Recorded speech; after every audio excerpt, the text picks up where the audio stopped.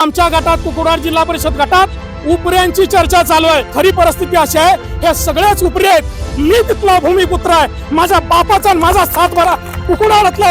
एका घरात 60-60, 70-70 वर्ष उमेदवारी होत आहेत। आता तर नवीन ट्रेंड आलाय, आमच्याशिवाय विकासच होऊ शकत नाही। माझा आजा हेच सगळे कपडे घालत होता, त्यामुळे मला त्या सगळ्या कपड्यांचा, या फेट्याच असेल, या धोतराच असेल, 3 बटणी शर्टाच असेल, मला अभिमान आहे। कोणी कितीही मोठा असला, कोणी कितीही जहागीरदार असला, कोणी कितीही मोठा सत्ताधीश असला, सगळे हे संविधानानुसार आहे। माझा बाप बैलाच्या मागे फिरताना हा असूड वापरत होता। हा असूड माझ्या बापाचा आहे, जो अन्यायाच्या विरुद्ध उभारला जातो। हा असूड माझ्या महात्मा फुलेंचा आहे। भारतीय संविधानाला आणि माझ्या माय माऊली, माझे ज्येष्ठ मंडळी आणि माझे तरुण मित्रांना, या सर्वांना साक्षी ठेवून आज मी कुकुडवाड जिल्हा परिषद गटातून उमेदवारी अर्ज दाखल करत आहे। खरं तर तालुक्यामध्ये जे पाण्याच्या प्रश्नावरून जे घाणेरडं राजकारण चाललेलं आहे, शेतकऱ्यांना त्याचा प्रचंड त्रास होतोय। ज्यावेळेला त्याला गरज असते त्यावेळेला पाणी मिळत नाही। त्यामुळं मान तालुक्याला आणि खटाव तालुक्याला वर्षातून 3 आवर्तनं त्यांच्या हक्काची मिळावीत, शेतकऱ्यांना वीज पूर्ण दाबानं मिळावी, याच्यासाठी मी बरीचशी आंदोलनं केलीत। पाण्यासाठी आंदोलन केलंय, हे आपणा समोर आहे। या पुढच्या काळामध्ये आज तालुक्यामध्ये दिवसा शेतकऱ्यांना 8 तास लाईट मिळते, त्याच्यासाठी मी आणि माझे सहकारी झगडलोय। आम्ही त्यासाठी प्रचंड मोठा संघर्ष केलाय आणि आज तालुक्यामध्ये दिवसा 8 तास लाईट येते।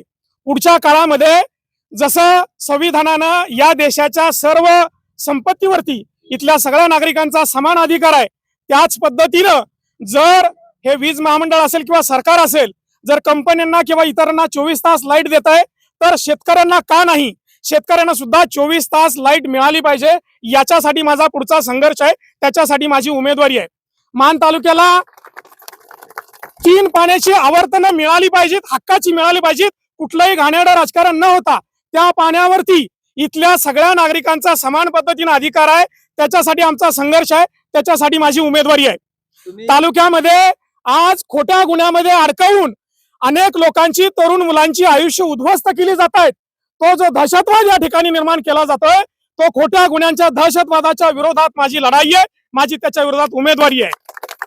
आज आमच्या माय भगिनीवरती अत्याचार होत आहेत।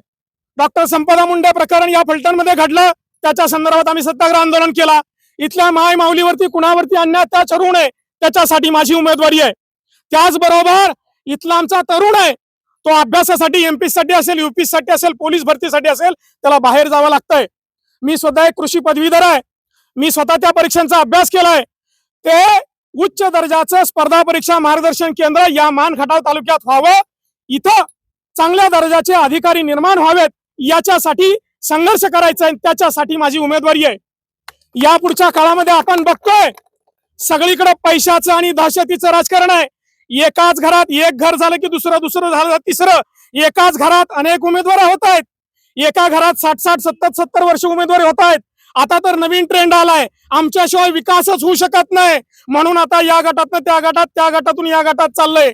आता आमच्या गटात, कुकुडवाड जिल्हा परिषद गटात उपऱ्यांची चर्चा चालू आहे। एक एकाला उपरा म्हणतोय, दुसरा दुसऱ्याला उपरा म्हणतोय, पण खरी परिस्थिती अशी आहे, हे सगळेच उपरी आहेत।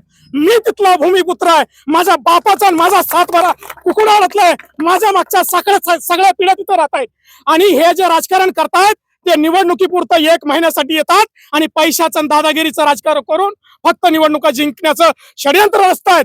परंतु शेतकऱ्यांसाठी, इथल्या माय भगिनीसाठी, इथल्या विद्यार्थ्यांसाठी, इथल्या ज्येष्ठांसाठी असेल, मी 24 तास आणि 365 दिवस काम करतोय आणि म्हणून माझी उमेदवारी या शेतकऱ्यांच्या, महिलांच्या प्रश्नांच्या वरती, विद्यार्थ्यांच्या प्रश्नासाठी आहे।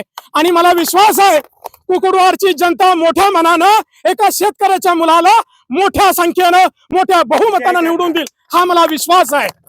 कपाळावर भंडारा, डोक्यावर फेटा, घोंगडी घेतली, 3 बटणी शर्ट घातला, हसूड हातात आहे, खांद्यावरती आहे, हातामध्ये तुमचं संविधान आहे। ही मान देशाची परंपरा, संस्कृती असलेला वेशभूषा तुम्ही करून आलाय, काय सांगायचंय?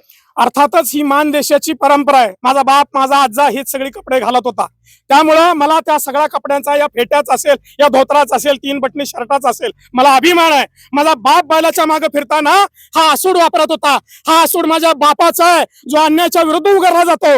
हा असूड माझ्या महात्मा फुलेंचा आहे, जो इथल्या भ्रष्टाचाराच्या विरुद्ध, अन्यायाच्या विरुद्ध आणि जी शोषित व्यवस्था आहे, जी सामान्य माणसाला चळते, त्या शोषित माणसाला कडाडून आणि जो अन्याय करतोय त्याला फोडून काढण्यासाठीचा हा असूड आहे. आणि त्याचबरोबर ही माझ्या खांद्यावरती घोंगडी आहे, ही मानदेशातली घोंगडी आहे. ही भल्या भल्यांना ऊब देते, जो आमच्याकडे येतो त्याला मायेची ऊब देते, परंतु जो आमच्याशी गद्दारी करतो त्याला ही घोंगडी टोचते, त्याला ह्या घोंगडीवर झोप लागत नाही. जो आम्हाला त्रास देईल त्याला ही घोंगडी टोचल्याशिवाय राहणार नाही. आणि दुसरी महत्वाची गोष्ट, माझ्या हातात संविधान आहे. कोणी कितीही मोठा असला, कोणी कितीही जहागीरदार असला, कोणी कितीही मोठा सत्ताधीश असला, सगळे हे संविधानानुसार आहेत. आणि कोण दादागिरी करत असेल तर त्याला फक्त संविधान हेच उत्तर आहे. म्हणून मी आज संविधान घेऊन आलोय.